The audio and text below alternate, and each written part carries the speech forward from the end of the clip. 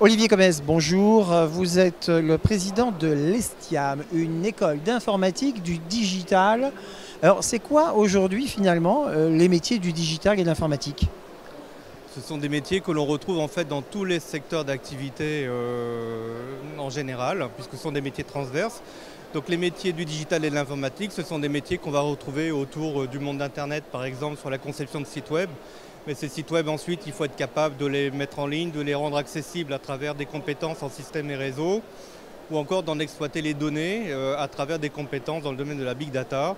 Et ce sont les trois spécialisations que nous offrons, donc développement web et mobile, architecture de solutions système et réseau, et notamment dans le cloud, et big data et business intelligence. Donc voilà un peu les métiers. Alors, les métiers du digital, ça attire énormément d'étudiants. Il y a beaucoup de formations qui se sont créées ou qui existent.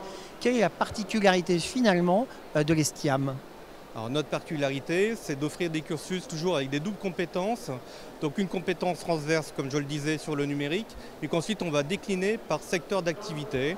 Donc l'ESTIAM est une école qui crée des cursus adaptés, notamment on a un cursus dans le domaine des médias, donc grosso modo pour permettre à nos jeunes d'intégrer des entreprises qui sont des chaînes de télévision par exemple, et donc ils vont avoir une double compétence à la fois sur le numérique et sur le secteur d'activité, donc l'écosystème de ces chaînes, avec des compétences technologiques qui vont être vraiment proches de ce qu'ils vont faire au quotidien dans les entreprises.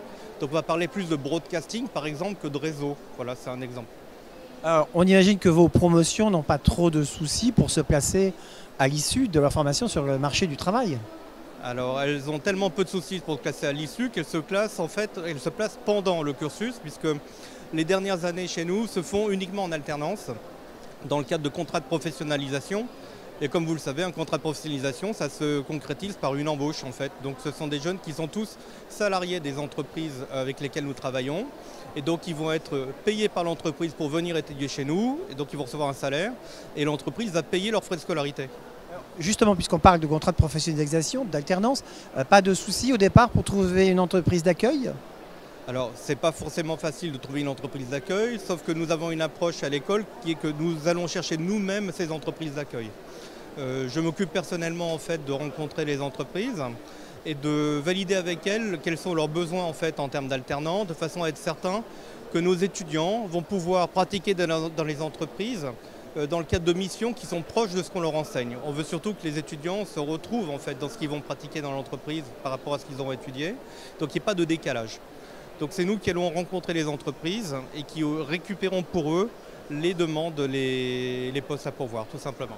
Olivier Comès, merci.